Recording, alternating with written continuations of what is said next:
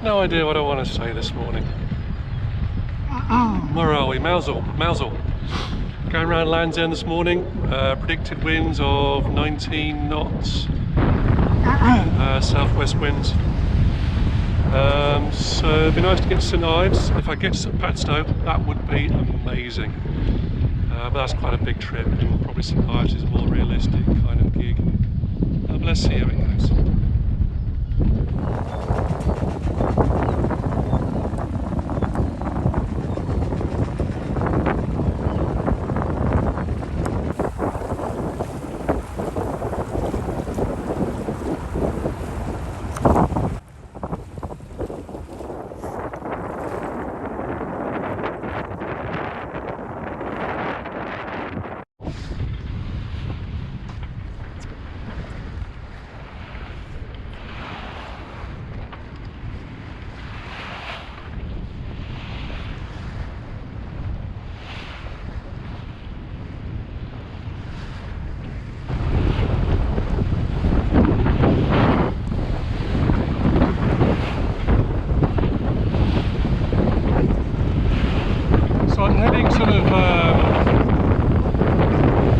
Southwest,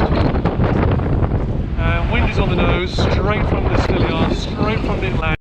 As a little footnote, I really wanted to go to the Scilly Isles. There's a little archipelago of islands just off the Cornish coast, about 30 miles. But there's no protection there. There's quite flat land, and in bad conditions it's not a great place to go because you just get battered. So on this occasion I decided not to go there, but another time. Uninterrupted. We've got rollers of 2-3 metres, I think, probably, and I'm having to motor. And I'm thinking, and I'm motoring because time is of the essence. I want to get to St Ives or Padstow today. I want to clear around Land's End to make some progress. Do you think I'm not really learning about sailing? One of the basic principles is time. Yeah, forget it. Clocks don't exist at sea. You get there when you get there. And you go in the direction that the wind commands, not what you want. I'm still learning that one. Well, blue skies. Things are looking up.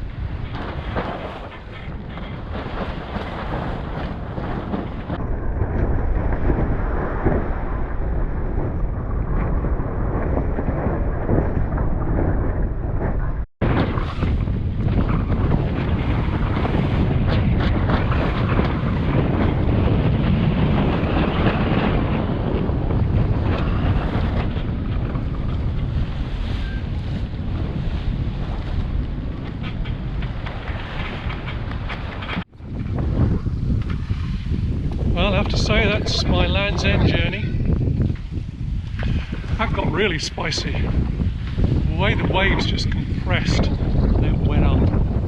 I swear there were maybe 4 or 5 metre waves there. And then... Alright, okay, I just want to have a quick chat about my twin brother's somewhat dramatic narrative. When you're in those kind of situations out at sea and it's blowing a little bit, particularly at my level of experience, it does seem to be a lot more than it actually is. And the camera never, ever kind of portrays what you actually feel you're in. Now, of course, I'm in 3D when I'm on the boat and you're watching in 2D, so you lose a little bit of the dimension, a little bit of the drama. And the waves do feel bigger than what you can see in these images. But 4 to 5 meters? Yeah, no. It felt like it. But probably the reality was they were more like, I don't know, 3 meters or something like that. But it felt huge. It really did. I was trying to capture the waves on the camera, but when I looked at the imagery, the video footage, it just never seemed to really kind of get the feel. But there you go. Such as sailing. I have heard you can sort of change the format, which will squish the image so the waves look bigger. And that probably actually represents what you feel you're in. But you know, such is life. They were close together. Yeah, I was expecting it to get really rough around there, but that did make my sphincter go quite a lot. Whereas now, I'm kind of around the other side, quite a distance from shore. The waves still got a good swell on them, maybe 2-3 meters, but they've separated an awful lot now. A lot more distance between them, so a lot calmer, a lot more relaxing. Total sail now. Haven't quite let out the mainsail completely, but the foresail is more or less all the way out. Probably give it a little while longer, and then I'll probably get the mainsail out completely, but I'm going to have to sort of change direction again, which will put the wind directly behind me, which is a real pain in the arse, but that's sailing.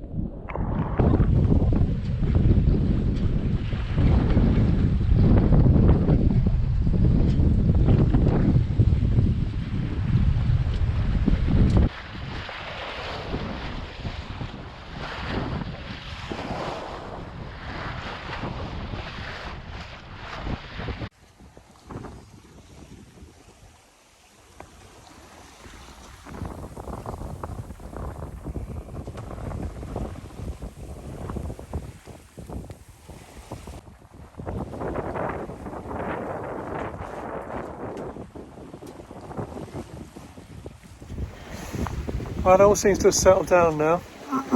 Sea's still quite big rollers, maybe up to 3 meters, but they're quite spread apart, so it's fairly gentle now. Not a huge amount of white horses, a little bit going on, but nothing major.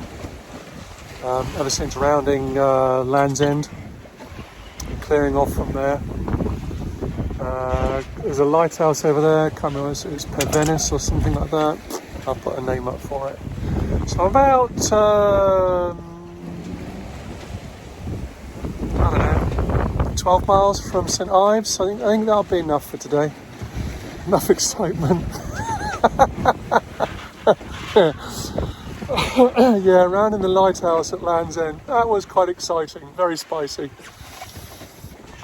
To say, still rolls a little bit the boat, but I'm just trying to sort of keep it as close to the wind as I can. It's almost right behind me now, and I kind of need to steer in that direction.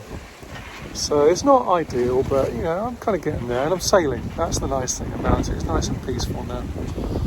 I'm doing maybe 5.5 to 6 knots speed, so it's pretty good. I'm happy with that. That's half a mainsail and a full foresail. So yeah, that's pretty good. At some stage I'm going to have to tack towards the coast, which will take me in the opposite direction where I want to go. Yeah, all in good time. I think I got plenty of time. So I think the time now is roughly 1ish in the afternoon. So St Ives probably 3 hours, given the direction I'm sailing at the moment. I'm going to have to tack back. So it's all good. I'm enjoying it. It's very chilled now, very relaxed.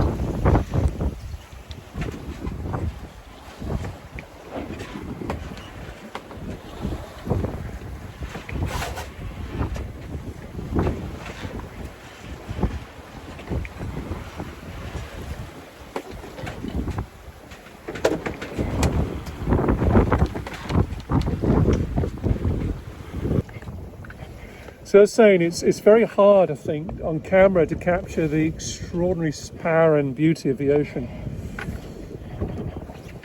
It's just an immense body. It kind of feels like quite a privilege to be out here and to be part of this. But I do feel like I am a spare part. I only have so much control about what's going on. As long as I look after the boat, then I should be okay. But it's just watching the way because I've got a following sea now, just watching the way the waves roll up and catch you up, just lift you up, and then you slide down the swell and it carries on and it just drops you backwards. It's just incredible. I think for any sailor who's been out in these seas, you probably appreciate what I'm talking about. But if you've not been out in this, it's really hard to try to get it across in words or even in camera how extraordinary it is. It really does feel like an incredible privilege to be here. It's just extraordinary, absolutely extraordinary. So as you can see, it's blown a storm outside. And I have the absolute luxury of being indoors in a house that is not on the water, and I have the solidity of ground underneath it. So this is just a little PS, really. Clearly, I was really enjoying myself that day. I'm very excited by my experience. And on reflection, I think Land's End in those conditions was very much, for somebody in my experience, probably felt like somebody with huge experience going around Cape Horn in rough sea. So that was my Cape Horn, and it was just an immense experience. I really, really enjoyed it.